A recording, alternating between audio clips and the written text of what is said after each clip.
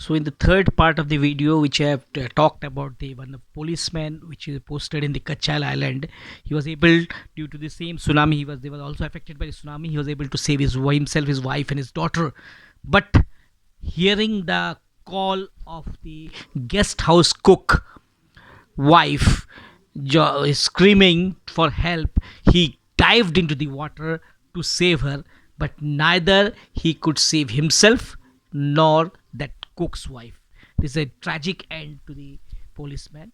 And in the same island, one another girl was there. Her name was Meghna. She lived with her along with her family, parents, and when the tsunami struck her place, she along with her parents and 77 other people were swept away from the and for the and for, they could not be found.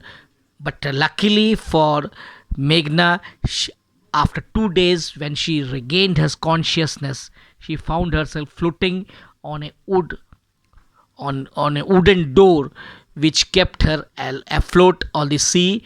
And during these 2 days, she saw the relief helicopter several times, but none of them could trace her.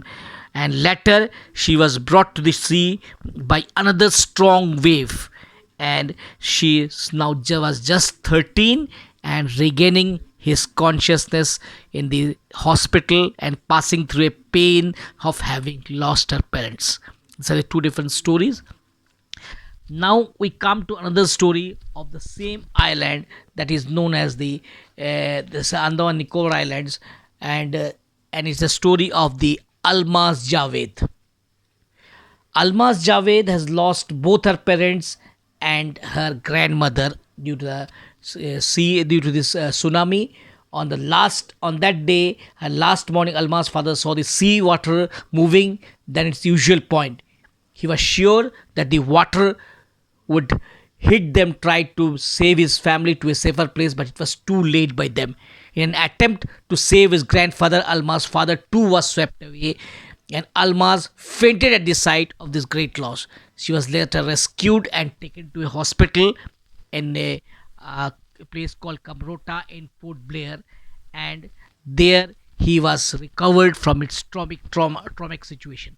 And Alma's mother and aunt climbed a tree with leaves, but the waves uprooted the entire tree and they were also swept away.